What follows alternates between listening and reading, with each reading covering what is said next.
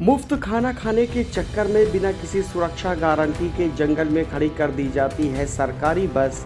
लोग होते हैं हलाकान। यहाँ हो चुकी है व्यापारी के साथ लाखों की लूट। लोग सफ़र करने के लिए एक शहर से दूसरे शहर जाने के लिए सरकारी बस पर ज़्यादा विश्वास करते हैं, इसलिए उत्तर प्रदेश की रोडवेज बस का सहारा लेते हैं।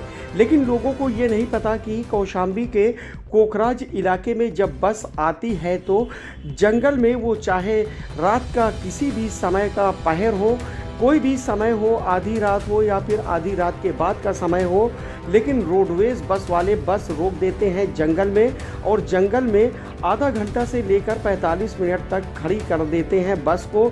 जबकि यहाँ पर अंधेरा रहता है, अंधेरे में बस को खड़ा कर देते हैं। इसके बाद मुफ्त में मिलने वाले खाने को खाने चले जाते हैं। ख़ास तौर से पंचम होटल के साथ साथ इस लाइन के कई ऐसे होटल हैं जहाँ पर रोडवेज के चालकों का और कंडक्टरों का खाना मुफ्त है। इसलिए मुफ्त है क्योंकि इन होटल वालों को जो दूसरी सवारियां होती हैं उनसे 4 गुना ज़्यादा वसूली करना होता है।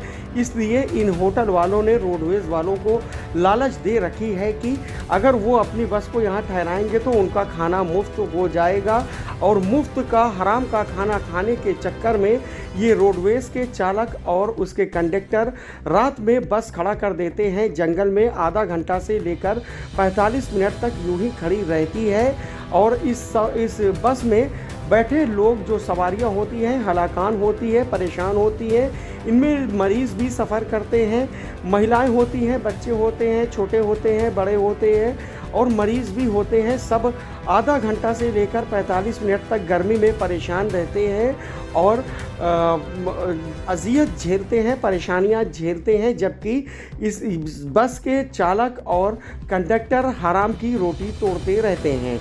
गौरतलब हो कि ऐसा ही नज़ारा रविवार और सोमवार की मध्यरात्रि 1:30 बजे रात को देखने को मिला है कि प्रयागराज से कानपुर की ओर जा रही कई बसें रुकी हैं। यहाँ पर देखा जा सकता है कि कई बसें रुकी हैं जिनके ड्राइवरों और कंडक्टरों को मुफ्त में खाना दिया गया और इसके यात्री जो सफ़र करने वाले लोग थे वो हलाकान हुए, परेशान हुए हैं। जबकि यहाँ पर देखा गया है कि पिछले ही साल एक बड़ा हादसा हुआ था, एक व्यापारी के साथ लाखों रुपए की लूट हो गई थी।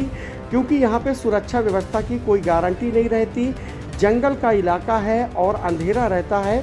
अंधेरे में बस खड़ी रहती है, बावजूद इसके कोई भी घटना हो सकती है, इसकी परवाह चालक और कंडक्टर नहीं करते क्योंकि उनको मुफ्त में हराम का खाना मिलता है। इसलिए वो लोग फ्री खाना खाने के चक्कर में लोगों की ज़िंदगी से खिलवाड़ करते हैं और सुरक्षा से खिलवाड़ करते हुए अपना काम करते हैं।